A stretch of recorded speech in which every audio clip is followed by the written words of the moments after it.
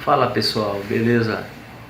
Nesse vídeo eu queria estar agradecendo ao curso que eu fiz do João Pedro e posso dizer que eu estou muito feliz com esse curso, porque através dele eu estou conseguindo uma renda aí de R$ 1.800 todo mês.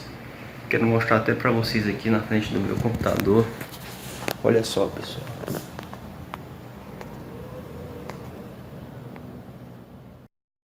Se você também quer aprender como fazer isso, clica no link na descrição desse vídeo, eu vou te ensinar a ganhar dinheiro online de verdade. Graças a esse novo mercado, eu faturei nos últimos 2 dias o que eu faturava em um mês trabalhando no emprego tradicional. E esse aqui foi o meu resultado dos meus últimos 30 dias. Quer saber como que eu fiz isso? Então clica no link na descrição desse vídeo que eu vou te ensinar. Boa noite. Boa noite. A chuva na região metropolitana de Belo Horizonte deixa 3 mortos. E o sul do Espírito Santo volta a sofrer as consequências de um temporal. A França confirma os primeiros casos do novo coronavírus na Europa. Na China, a população de 10 cidades está retida para evitar que a doença se espalhe. A Polícia Civil do Rio afirma que a companhia de abastecimento de água despeja esgoto em lagoas da cidade. 2019 tem a maior geração de empregos com carteira assinada dos últimos 6 anos. O presidente Jair Bolsonaro recua e diz na Índia que não há intenção de dividir o Ministério da Justiça e da Segurança Pública em 2. E morre no Rio o jornalista e comentarista Sérgio Noronha. O Jornal Nacional está começando.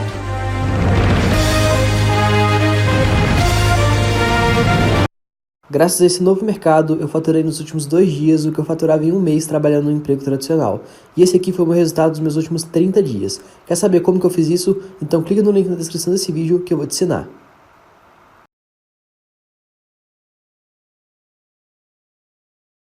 O recorde de chuva provocou deslizamentos e 3 mortes na região metropolitana de Belo Horizonte. 4 pessoas estavam nas casas que foram soterradas. Um bebê de 5 meses, uma criança de 6 anos e a mãe deles morreram. Uma pessoa está desaparecida. A tendência é que a gente tenha uma resposta mais rápida no entendimento que essas pessoas estavam no mesmo local. O que dificulta o nosso trabalho é o clima. Enquanto não tiver chuva, o bombeiro permanece tentando trabalhar com a possibilidade de encontrar todas as vítimas. As casas ficam nesta rua em Ibirité, na região metropolitana de Belo Horizonte. A cidade foi uma das mais atingidas pela chuva intensa. A Defesa Civil Municipal recebeu pelo menos 130 notificações de problemas com alagamentos e deslizamentos de terra. Em Belo Horizonte, o rio Arrudas transbordou durante a madrugada e cobriu a Avenida Tereza Cristina. Foi o 6º alagamento em 50 dias. Esta avenida é uma das principais ligações entre a região oeste e o centro da capital. A avenida que contorna a Lagoa da Pampulha, cartão postal da cidade, também foi alagada. De acordo com o IMET, Instituto Nacional de Meteorologia, Belo Horizonte registrou em 24 horas o maior volume de chuva contínua em 110 anos, desde que a medição começou a ser feita. Das 9 da manhã de ontem até as 9 da manhã de hoje, a cidade recebeu 171,8 milímetros de chuva. Em Contagem, também na Grande BH, mais estragos. Por causa do risco de desabamento, 500 pessoas tiveram que ser retiradas de uma área de risco. A gente estava dormindo.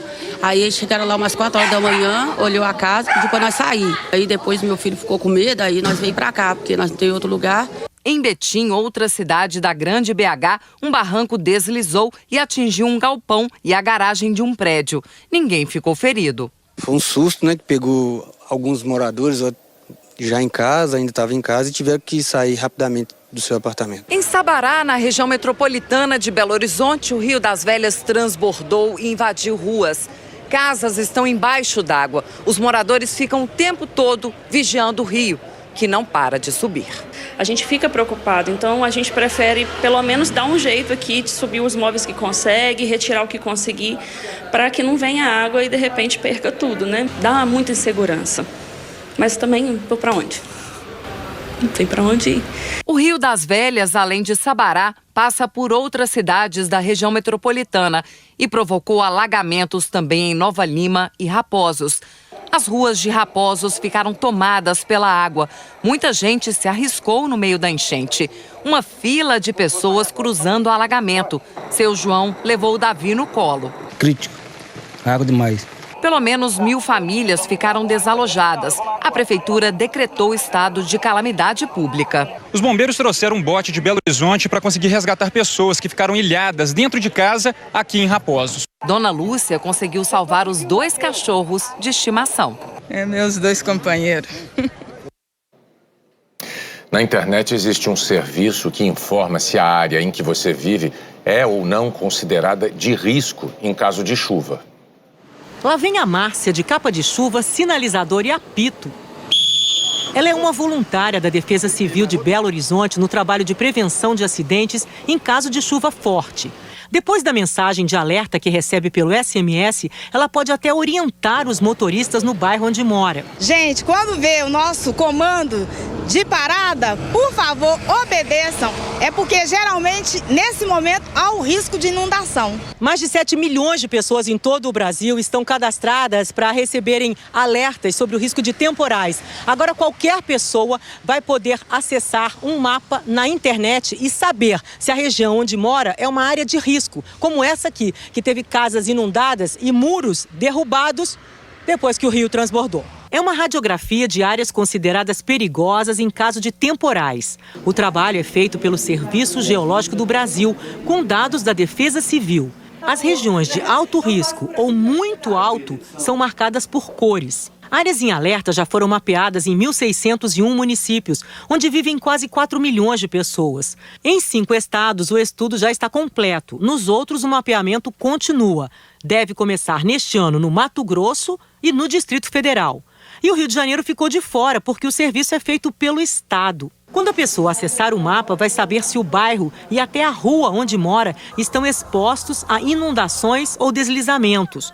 Há uma descrição do problema e a indicação de uma possível solução. O trabalho começou a ser feito em 2010 a pedido do governo federal. Para os gestores públicos, além da população, é importante porque ele passa a ter conhecimento dentro do município que regiões têm mais problemas e passa a direcionar estudos, recursos e formas de atuação para melhorar a situação do município. Na página do Jornal Nacional, você tem acesso ao mapa com essas áreas de risco. A chuva voltou a causar estragos no sul do Espírito Santo. Em São José do Calçado, um barranco deslizou e cobriu a estrada de lama. Em Iconha, o Exército ajuda moradores e voluntários na limpeza e na recuperação do que o temporal levou. A chuva dos últimos dias deixou 7 mortos e mais de 3.000 desalojados no Espírito Santo. Anne Lotterman, boa noite. O que os mineiros e capixabas podem esperar para o fim de semana? Muita chuva ainda, viu, Renata? Boa noite para você, para o Bonner, boa noite a todos. O mapa de chuva dos próximos 6 dias indica que ela ainda cai com um volume grande nessas áreas mais escuras do mapa, que pega o centro e o sul de Minas Gerais, norte do Rio de Janeiro, sul do Espírito Santo, alguns pontos de Goiás, Mato Grosso e também norte do país. Neste momento, as regiões que mais preocupam são a região metropolitana de Minas Gerais e a zona da Mata Mineira. É muito alto o risco de deslizamentos e alagamentos nessas duas áreas. Em toda a parte laranja é alto e em amarelo, moderado o risco para deslizamentos e alagamentos. Em Belo Horizonte, há 29 anos não chovia tanto em janeiro. Até agora já choveu 666,8 milímetros. Esse volume de chuva em janeiro já é o terceiro maior dos últimos 109 anos. Amanhã, ainda esperada chuva volumosa nessas cidades: Belo Horizonte, Divinópolis e Aimorés com 60 milímetros, Montes Claros 45 e Uberlândia 35 milímetros. Em Vitória, amanhã são aguardados 50 milímetros e Guarapari 60. No norte do estado do Rio já chove um pouco menos amanhã. Itaperuna, por exemplo, são esperados 25 milímetros. E chuva no solo que já está molhado, né? Daí o risco de deslizamento de terra. Anne, onde é que vai fazer sol, então, no fim de semana? Vamos lá, Renata. Olha, a área de sol aumentou para amanhã, viu? Ele aparece em praticamente toda a região sul do país até o sudoeste do Mato Grosso. Em Roraima e também o noroeste do Pará e de Pernambuco até Sergipe. O sábado começa com chuva no Rio de Janeiro e depois o sol aparece e esquenta. A máxima deve chegar aos 31 graus. Porto Alegre com máxima de 32, Goiânia 25 com chuva forte. Em Salvador 31 graus com chuva fraca ao longo do dia. dia. E São Paulo completa amanhã 466 anos. A terra da garoa vai comemorar com sol, sem chuva e temperatura de 27 graus no sábado, 28 graus no sábado e no domingo um pouco mais quente, 31 graus. E termino falando do ciclone que ontem se transformou em depressão subtropical, ganhou força, registrou ventos de 65 km por hora e se transformou em tempestade subtropical Curumi. As ondas chegaram aos 5 metros de altura em alto mar e agora o ciclone já está perdendo força e indo embora. O mar ainda está agitado em alto mar e bem perigoso para as embarcações, então atenção. Renata, bom fim de semana. Para você também, Anne. Bom, você tem acompanhado aqui no Jornal Nacional o drama vivido pelos moradores da cidade do Rio de Janeiro, onde a água que sai da torneira tem uma cor muito estranha, um cheiro e um gosto de terra. Pois bem, a Polícia Civil do Rio descobriu que a própria Companhia de Abastecimento do Estado tem despejado esgoto na tubulação que deságua em Lagoas. Já faz 24 horas que o carvão ativado começou a ser lançado na água que sai da estação de tratamento da SEDAI no Guandu. A estimativa é que dentro de uma semana, a água fornecida pela empresa volte a ser consumida sem gosto e sem cheiro de terra. Essa alteração, que começou a ser notada há 21 dias, foi provocada pela presença na água da enzima geosmina, produzida por algas. Mas desde dezembro do ano passado, bem antes da crise da geosmina, a Companhia de Águas e Esgotos do Rio já vinha sendo investigada pela Delegacia de Proteção ao Meio Ambiente. E o motivo não foi a água, mas o esgoto lançado das tubulações da SEDAI nas galerias que recebem água de chuva. O resultado é que esse esgoto acaba indo para canais como esse aqui, que desagam em lagoas da zona oeste da cidade. Olha lá, gente, tá vendo? Esta é uma das imagens feitas por peritos que coletaram amostras de água da rede da SEDAI. Os exames foram acompanhados por delegados e promotores dos Ministérios Públicos Estadual e Federal. Os peritos jogaram líquido vermelho em galerias onde corria esgoto sem tratamento e acompanharam o fluxo. Eles encontraram a água atingida num rio que deságua na lagoa de Jacarepaguá. As amostras foram enviadas para laboratórios especializados e os resultados são conclusivos. A SEDAI está lançando esgoto sem tratamento nas galerias administradas pela empresa do município do Rio, responsável pelas galerias de águas pluviais e controle de enchentes. Os testes indicaram a presença de coliformes fecais 25 mil vezes acima do que é considerado tolerável pelo Conselho Nacional do Meio Ambiente. A investigação foi encaminhada para o Ministério Público pela Delegacia de Proteção ao Meio Ambiente. E não é só.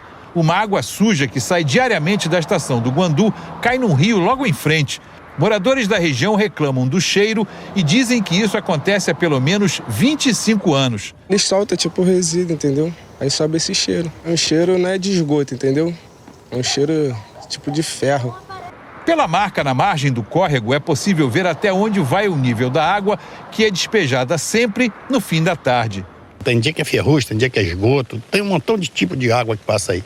Esse especialista diz que o mais provável é que a sujeira seja resíduo da lavagem de decantadores da estação de tratamento. A estação de tratamento de água é uma indústria e, como toda indústria, ela gera resíduos. Esses resíduos, principalmente, são resíduos da lavagem dos decantadores. Esses resíduos têm que ser coletados, tratados e dados uma disposição final, que não pode ser numa galeria de água pluvial ou num rio, que vai acabar poluindo os corpos hídricos naturais. A SEDAI declarou que ligações clandestinas podem descartar no sistema pluvial esgoto não tratado sem o conhecimento da companhia e que faz ações para coibir essas ligações. Nós pedimos explicação para a SEDAI sobre a poluição que é descartada da estação do Guandu, mas não tivemos resposta. Representantes da Anvisa e de companhias aéreas discutiram hoje as medidas que devem ser tomadas quando houver suspeita de algum passageiro infectado com o novo coronavírus. Avisos sonoros nos aeroportos do Brasil vão alertar para providências em casos de suspeita de infecção pelo novo coronavírus. Se você tiver febre, tosse ou dificuldade para respirar, dentro de um período de até 14 dias após a viagem para a China, você deve procurar uma unidade de saúde mais próxima e informar a respeito da viagem. Além do alerta, técnicos da Anvisa, a Agência Nacional de Vigilância Sanitária, tiveram uma reunião fechada com representantes das companhias aéreas e das empresas de limpeza de aeronaves para reforçar protocolos. Tem que usar o EPI, que seria o óculos, o avental, a bota, ou seja, os EPIs básicos para a limpeza de aeronave. Essas providências fazem parte de protocolos internacionais acionados em casos de velhas e novas ameaças à saúde pública. Quando há a descoberta de um novo vírus, as recomendações podem mudar bastante, mas existem algumas básicas que valem para prevenir infecções parecidas com essa do novo coronavírus. A Organização Mundial da Saúde recomenda limpar as mãos com água e sabão ou álcool gel, cobrir o nariz e a boca quando tossir ou espirrar e jogar o lenço fora. Evitar contato próximo com pessoas com febre ou tosse. Quem tiver esses sintomas e também dificuldade para respirar deve procurar um médico e dizer para onde viajou. China e Estados Unidos já têm teste rápido para detectar o novo coronavírus. Ele é parecido com esse usado nas gripes graves e logo deve chegar ao Brasil. A relação hoje é de 4% de mortes entre os infectados na China. É considerado alto, mas pode mudar. Quando a gente conseguir identificar esse contingente todo de pessoas que adoeceram com esse novo coronavírus, as taxas de letalidade, que é o número de pacientes que morreram, e a taxa de pacientes que evoluíram com uma doença grave, ela seja menor.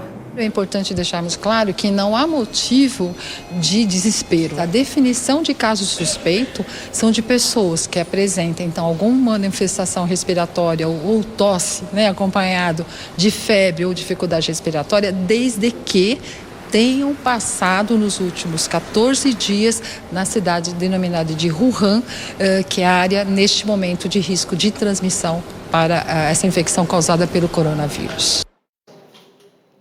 A França se tornou hoje o primeiro país europeu a registrar casos do novo tipo de coronavírus.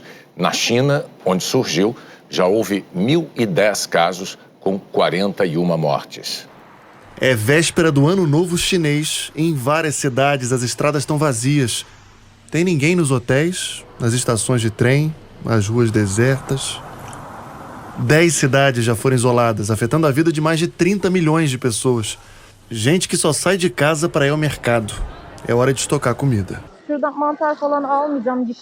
Em Wuhan, onde o novo coronavírus apareceu, a recomendação é que os moradores evitem ir para a rua. Tinha um brasileiro circulando lá hoje. Ano Novo Chinês. O paraense Juscelino Júnior é atleta, salta de penhascos e está na cidade para fazer apresentações, que foram canceladas por causa do vírus. Caraca, velho. Olha só isso. Hoje anunciaram que não vai ter nenhum bar, nenhum local público aberto. Cancelaram o show hoje. Dá uma olhada agora nisso aqui, cara. Rua deserta. A média de idade dos chineses que morreram até agora por causa do vírus é de 75 anos. A maioria, homens que tinham já algum problema de saúde. A doença continua se espalhando. Hoje foi registrado o segundo caso nos Estados Unidos. O primeiro no Nepal, vizinho da China. O quinto na Tailândia e mais 2 em Hong Kong. Agora à noite foram confirmados os 2 primeiros casos do novo coronavírus na Europa, na França. Aqui no Reino Unido, hoje, um comitê de emergência do governo se reuniu para discutir o assunto. A confirmação de casos por aqui é considerada altamente provável. Tudo depende do controle da doença na China. Essa fila imensa, que nem dá para ver o final, é para comprar máscara. O país está tentando reagir. Em Wuhan, um hospital só para tratar os casos de coronavírus vai ser levantado em 6 dias. Ainda não há previsão para as cidades isoladas voltarem ao normal. Isso aqui tá sinistro, tá? Parece a cidade do Walking Dead, mano. Cidade do mortos-vivos. Não tem ninguém na rua, velho, ninguém. Caraca, dá uma olhada aí. O cara fica sinistro, dá até medo. Agora à noite, a França confirmou um terceiro caso de infecção por coronavírus. A seguir, o presidente Bolsonaro diz agora que não há intenção de dividir o Ministério da Justiça e Segurança Pública em dois. O Brasil tem o melhor resultado na geração de empregos com carteira assinada em 6 anos. Cara, 3 meses atrás eu mal sabia mexer em Facebook. Olha só esse resultado. Mas esse valor eu ganhei apenas em 13 dias. Olha isso. Cara, e tudo isso eu aprendi nos últimos 2 meses com o João Pedro. Pessoal, tô passando aqui R$180 em apenas um dia trabalhando 100% online. Meu nome é Vitor e eu tenho 15 anos e graças ao João Pedro estou mudando de vida e não vou precisar de patrão encher meu saco. Eu também achava que ganhar dinheiro online seria muito difícil, mas os cursos do João Pedro com certeza te dão resultados similares a esses ou até melhores do que esse que eu estou mostrando aqui na tela. Então, se você acha que também tem capacidade para isso, eu te convido a experimentar. E assim como esses, eu já ensinei milhares de pessoas a venderem todos os dias pela internet. Você quer aprender comigo e mudar sua vida? Então clica no link na descrição desse vídeo.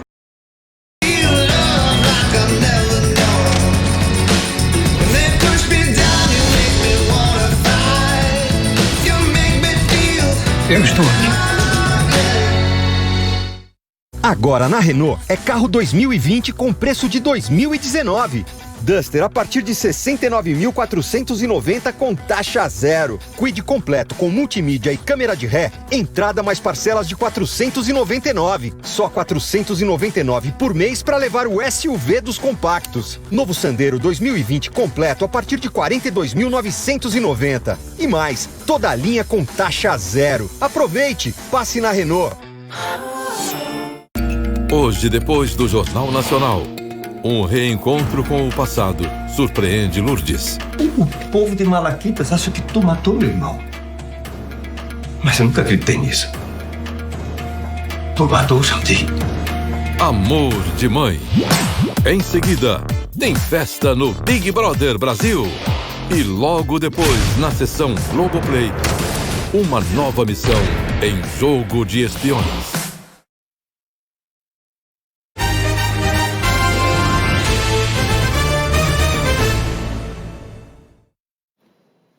O Tribunal de Contas da União pediu explicações ao BNDES sobre a auditoria que investigou transações do banco. O maior reajuste no valor do serviço, que custou ao todo 48 milhões de reais, foi feito na gestão atual. A equipe de auditores não encontrou sinais de irregularidades. Já o valor pago pelo serviço continua despertando dúvidas. Um escritório americano vasculhou arquivos do BNDES durante 1 ano e 10 meses. Investigou as operações do banco com as empresas JBS, Bertin e Eldorado Celulose, do grupo JIF do empresário Joesley Batista. As empresas que participaram da auditoria receberam o equivalente hoje a 48 milhões de reais. Mas no contrato inicial, o valor combinado era bem menor, cerca de 28 milhões de reais. Os reajustes foram aprovados por quem já esteve no comando do banco e também pelo atual presidente do BNDES. Nós tivemos acesso às atas das reuniões, quando os aditivos foram aprovados. Os primeiros reajustes foram feitos na gestão de Diogo Oliveira, em novembro de 2018, ainda no governo de Michel Temer. A justificativa foi o aumento no volume de dados que deveriam ser analisados.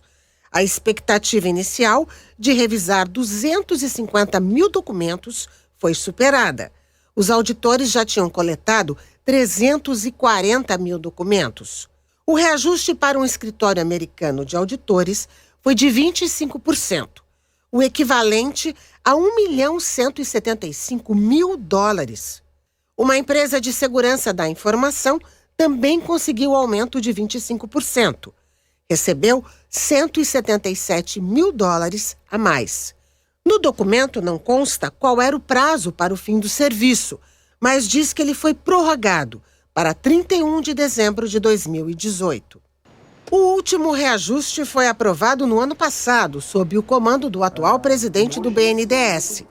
Na quarta-feira, em Davos, na Suíça, Gustavo Montesano disse que a responsabilidade é das gestões anteriores. Não foi essa diretoria que contratou essa despesa. Quando nós chegamos no banco em julho, o relatório já estava 90% pronto. Então o custo já tinha sido incorrido. A gente só deixou eles terminarem, recebemos o relatório e demos divulgação dele. A ata da reunião de julho do ano passado diz apenas que foi necessário um serviço complementar para concluir a investigação.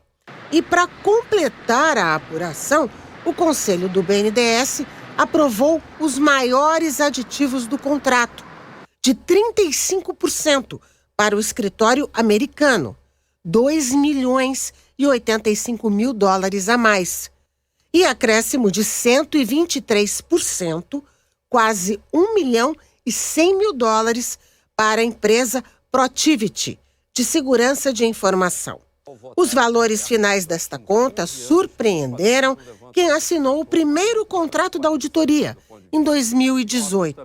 O ex-presidente do BNDES, Paulo Rabelo, disse que mandou uma carta pedindo esclarecimentos ao atual presidente do banco. O que é preciso ser esclarecido é por que houve aditamentos sucessivos nessa investigação. Mas é muito importante esclarecer que o banco ele tinha que fazer essa investigação. Agora, essa medida tem que ser acompanhada de uma justificativa e uma prestação de contas. O BNDES afirmou que está analisando o pedido do Tribunal de Contas da União, que vai responder no prazo estipulado e que o processo para a contratação da auditoria seguiu todos os procedimentos legais, mas não explicou a razão para aprovar o último aditivo. A economia brasileira criou mais de 640 mil empregos com carteira assinada em 2019. Foi o melhor resultado do emprego formal em 6 anos. A rede de atendimento odontológico abriu 64 novas clínicas no ano passado. Em cada uma, contratou 6 empregados com carteira assinada para a área administrativa.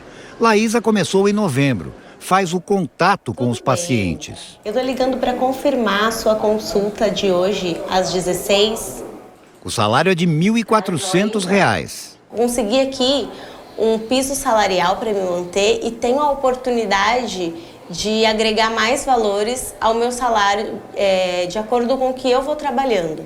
O setor de serviços foi o que mais gerou novos empregos formais em 2019, 382 mil.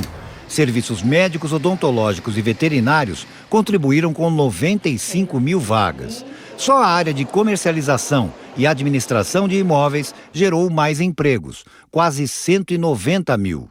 No total, o Brasil ganhou 644 mil novos empregos formais em 2019, sendo 106 mil nas novas modalidades criadas pela reforma trabalhista, intermitentes ou de tempo parcial.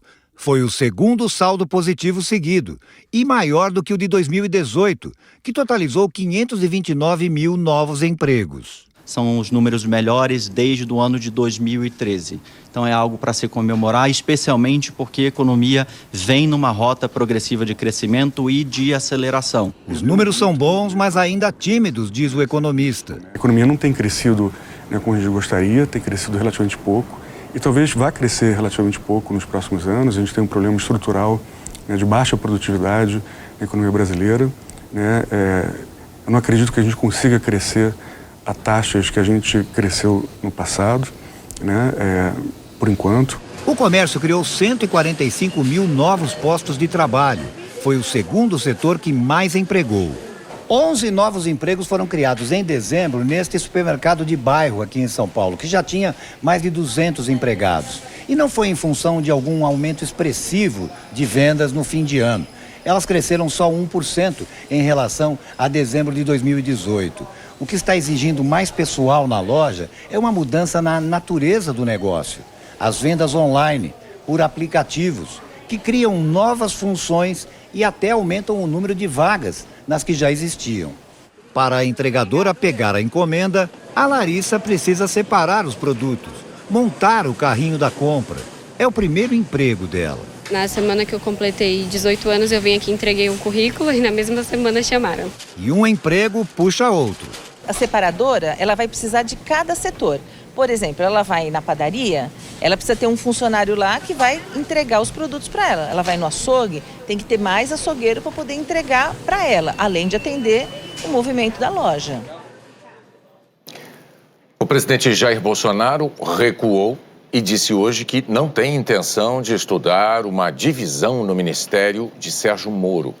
O presidente vai passar os próximos dias na Índia, em visita oficial.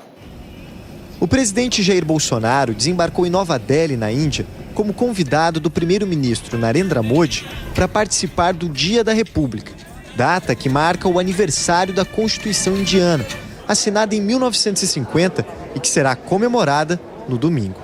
Num dia sem agenda oficial, Bolsonaro aproveitou para tentar resolver assuntos da pauta interna. Logo que chegou ao hotel no início da tarde, horário local, afastou a hipótese de recriar o Ministério da Segurança Pública, o que tiraria a pasta das mãos do ministro da Justiça, Sérgio Moro.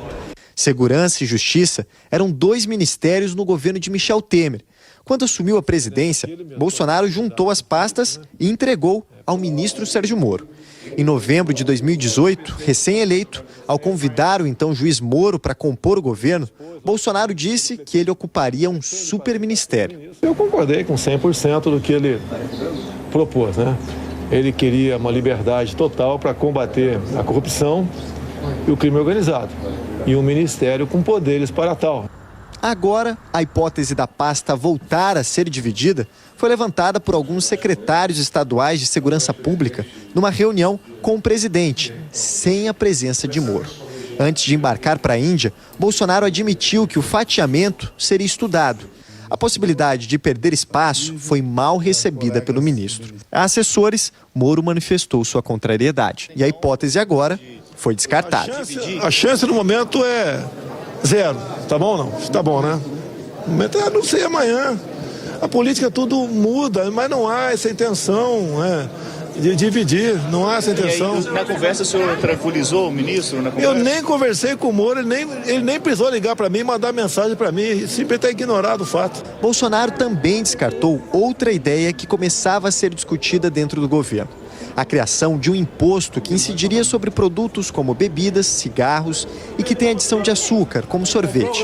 Ao divulgar o estudo durante o Fórum Econômico de Davos, o ministro da Economia, Paulo Guedes, o batizou de imposto do pecado. Mas o presidente negou qualquer possibilidade de aumento de impostos. Paulo Guedes, desculpa aqui, ser meu ministro, te sigo 99%, mas aumento de imposto para cerveja, não. Até o pessoal não tem como aumentar, mas não conseguiu mais aumentar a carga tributária no Brasil. Todo mundo consome algo de açúcar todo dia, não dá para aumentar. A única agenda do presidente foi um passeio por Nova Delhi. Visitou com a filha e enteada o templo Luak Chardhan, o maior templo hindu do mundo. No hotel, ministros que o acompanham na viagem aproveitaram para preparar os acordos que serão fechados com os indianos. Os acordos serão oficializados amanhã na reunião entre Bolsonaro e o primeiro-ministro indiano Narendra Modi. São 15 acordos e memorandos que têm por objetivo facilitar o investimento e intensificar a cooperação em bioenergia, por exemplo. O Brasil quer potencializar a relação comercial com a Índia, que movimenta hoje 7 bilhões de dólares, muito abaixo dos 100 bilhões com a China. A Índia é o segundo país mais populoso do mundo, grande mercado consumidor que também pode ser importante fonte de investimento. O governo publicou numa edição extra do Diário Oficial o decreto com as regras para a contratação de militares para reforçar o atendimento no INSS. A medida foi anunciada há mais de uma semana para tentar acabar com a fila gigantesca de pedidos acumulados. O governo ainda precisa publicar um edital de chamamento e determinar a fonte de pagamento. O presidente em exercício, Hamilton Mourão, diz que também está em discussão a contratação de servidores aposentados do próprio INSS.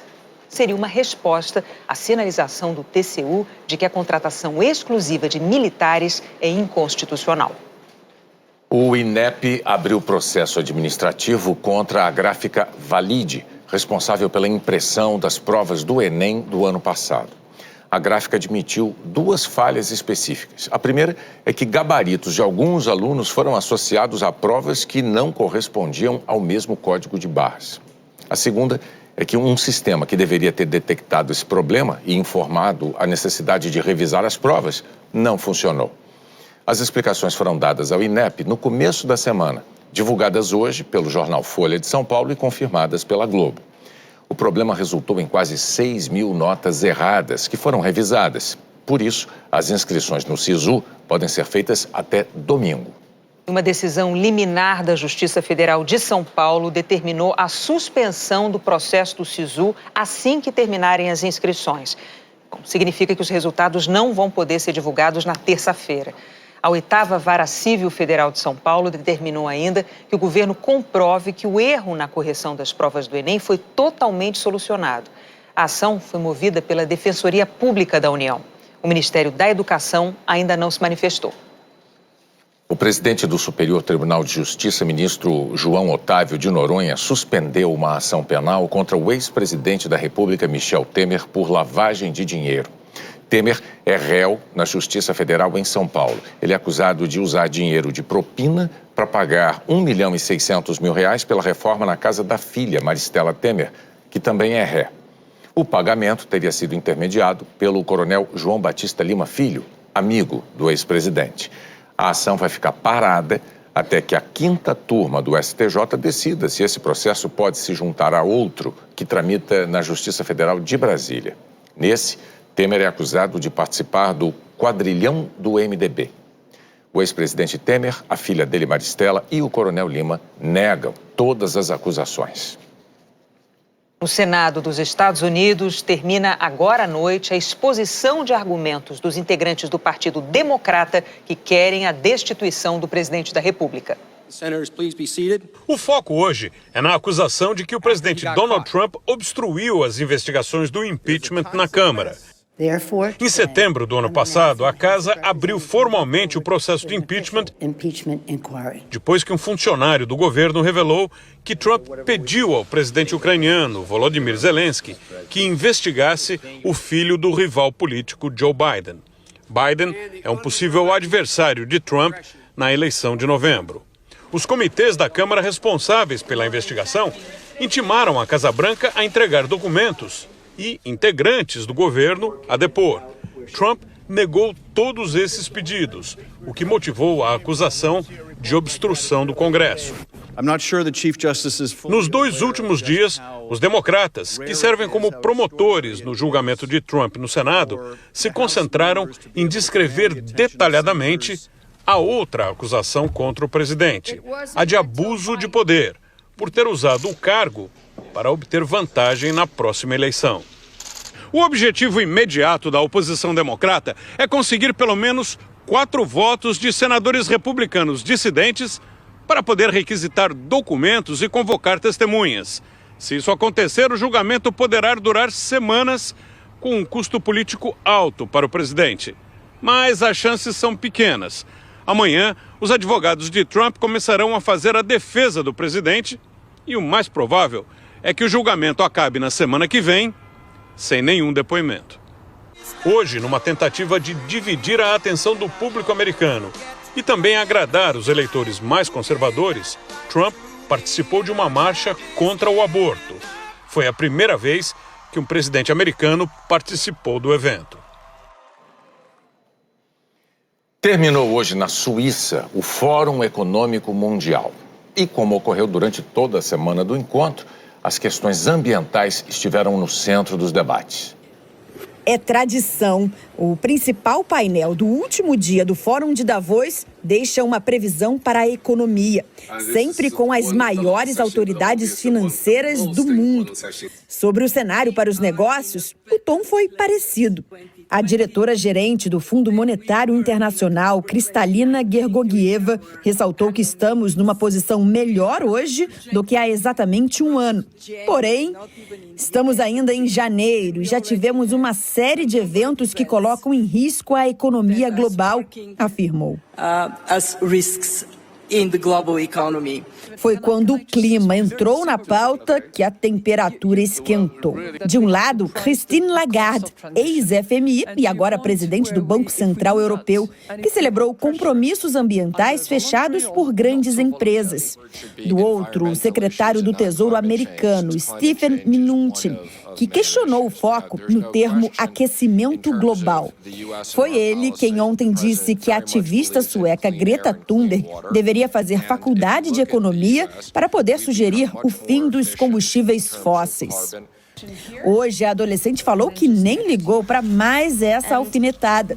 O pior mesmo é voltar para casa sem o que comemorar. Todas as nossas demandas foram completamente ignoradas. Greta desabafou, mas não se calou. Os líderes mundiais foram embora e ela foi às ruas. Afinal, é sexta-feira, dia de protestar pelo futuro. Estudantes locais se juntaram. Entre eles, um ativista do Brasil. Caíme veio de Mato Grosso para acampar na gelada Davos. Eu vim porque eu quero trazer a voz dos jovens, especialmente os jovens ambientalistas, os jovens da América Latina, dos povos da Amazônia, porque nós realmente temos que nos preocupar com as nossas riquezas, com a nossa Amazônia, com os nossos rios, com os nossos lagos. Para a turma de Greta Thunberg não foi suficiente. Mas esta edição de número 50 do Fórum Econômico Mundial foi sim diferente. Nunca os temas ambientais tinham sido tão presentes. Não à toa, a cidade branquinha de neve ganhou o apelido de Davos Verde. A seguir, o maior clássico do futebol gaúcho decide a Copa São Paulo de Futebol Júnior. Tóquio apronta o cenário para receber os convidados dos Jogos Olímpicos. Ei, você aí! Quanto vale para você poder acordar a hora que quiser, trabalhar de casa sem ter patrão te enchendo o saco e ainda poder escolher em que horário vai trabalhar? Você sabia que existem milhares de pessoas trabalhando pela internet em casa, ganhando de 100 a R$1.000 por dia em comissões? Usando apenas o seu computador ou celular conectados à internet, você também pode aproveitar essa oportunidade única. Este mercado está só começando. Não perca tempo e clique agora no link embaixo desse vídeo para iniciar também.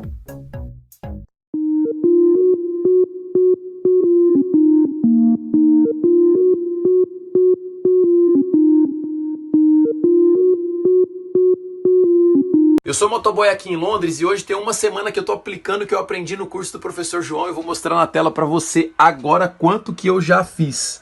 3.200 em uma semana, 537 só hoje de vendas e ontem 414. Professor João, Deus te abençoe, muito obrigado. E assim como esses, já ensinei milhares de pessoas a venderem todos os dias pela internet. Você quer aprender comigo e transformar sua vida? Então clica no link na descrição desse vídeo que eu vou te ensinar. E ajudam a preservar o meio ambiente. Agrofloresta é produção sustentável, é respeito à vida. Agro é tech, agro é pop, agro é tudo. Tá na Globo. Apoio Bradesco, consórcio de maquinários para cultivar grandes negócios. E nova Ford Ranger. Agro é confiança, agro é Ranger. Quando o assunto é Samsung Galaxy S10, todo mundo corre pra TIM. No TIM Black Família, você tem um Galaxy S10 com um super desconto e muita internet na velocidade 4.5G. Garanta o seu S10 em até 18 vezes de R$ 99,00. Mude para o TIM Black Família. Vá a uma loja TIM e aproveite. Domingo no Auto Esporte. Todo veículo tem ponto cego. Câmeras, espelhos e muita atenção para lidar com ele. Vem aí a invasão dos híbridos. E faz 50 quilômetros com 1 litro de gasolina. Aplicativos para emergências. E envia de 3 a 5 fotos. Funciona por geolocalização também. Arte sobre rodas. Essa suspensão aqui é um detalhe incrível. É entrar num túnel do tempo. É domingo, depois do Globo Rural, no Auto Esporte.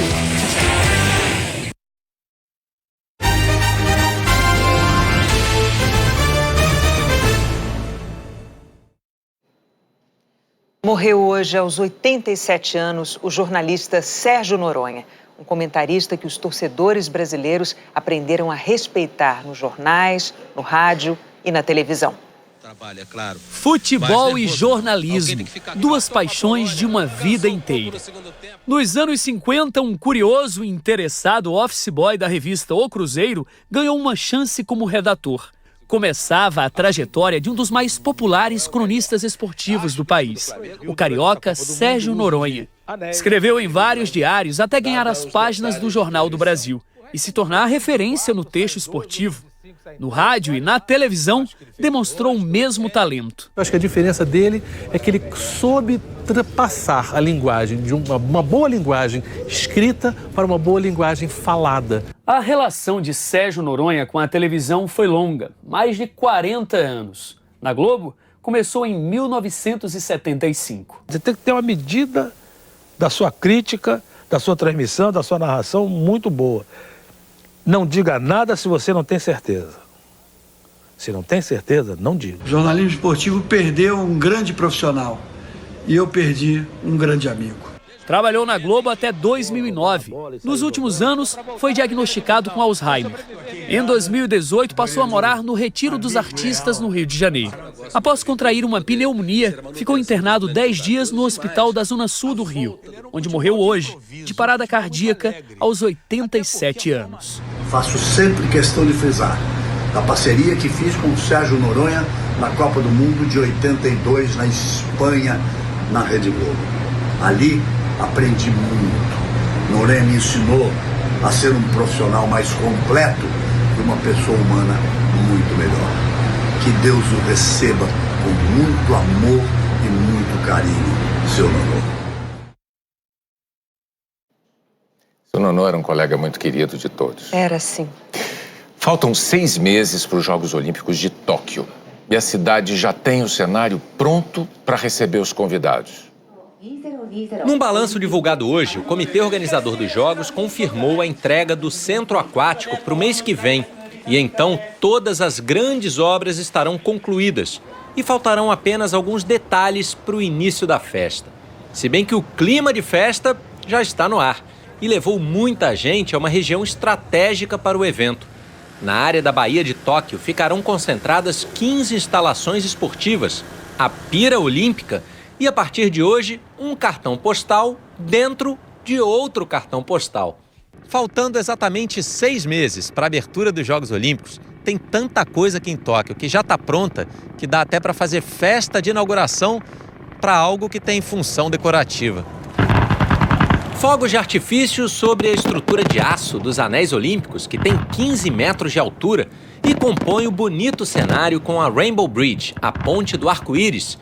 Uma vista privilegiada, mesmo no dia em que a cidade confirmou o 2º caso do novo coronavírus, a celebração foi mantida e autoridades como a governadora estiveram presentes. Do lado de fora, houve protesto contra o custo total dos Jogos, equivalente a mais de 30 bilhões de reais, se somados todos os projetos direta e indiretamente ligados ao evento. Os governos central e de Tóquio dizem que esses valores são divididos em diferentes orçamentos e se referem também a obras que seriam necessárias mesmo sem a Olimpíada. Amanhã tem futebol na Globo a partir das 10 da manhã. Tem Internacional e Grêmio decidindo o título da Copa São Paulo de Futebol Júnior. Um X de coração no capricho de entrada, como sobremesa uma cuca, o bolo típico, e claro, um belo chimarrão para acompanhar. Esse bar aqui, tipicamente gaúcho, já preparou a festa. É que pela primeira vez, Grêmio e Internacional vão decidir a Copa São Paulo de Futebol Júnior. Fiquei em êxtase, né? Porque no aniversário de São Paulo, uma final gaúcha seria sensacional, como vai estar sendo. Na final, 2 convidados vão dividir o mais paulistano dos estádios, o Pacaembu. Todos os 32 mil ingressos estão esgotados, 16 mil para cada torcida.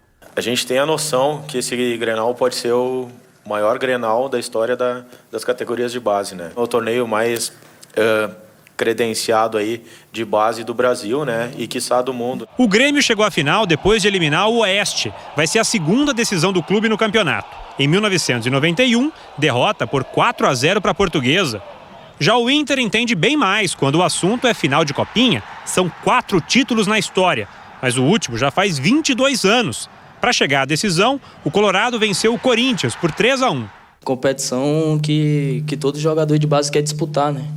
Então, acho que a gente chegando na final e sendo campeão, acho muito importante para o futuro, porque é um título de Copa São Paulo, né? Visibilidade, todo mundo tá vendo, os profissionais, todos. Não deixa de ser um presente do futebol para a cidade, um dos maiores clássicos do país pela primeira vez em solo paulistano. O Jornal da Globo é depois da sessão Globoplay. Boa noite. Boa noite, bom fim de semana.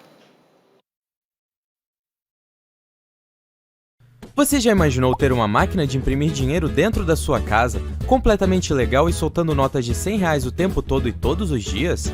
Você pode parar de imaginar agora mesmo, porque isso é totalmente possível. Trata-se de um novo mercado simples e lucrativo que está completamente fora do radar da maioria das pessoas. E veja que eu não estou falando de uma forma ilegal de falsificar dinheiro ou algo parecido. Esse é um negócio novo capaz de gerar tanto dinheiro como se você estivesse imprimindo notas de R$100 dentro da sua casa. Clique agora no link embaixo desse vídeo para saber mais.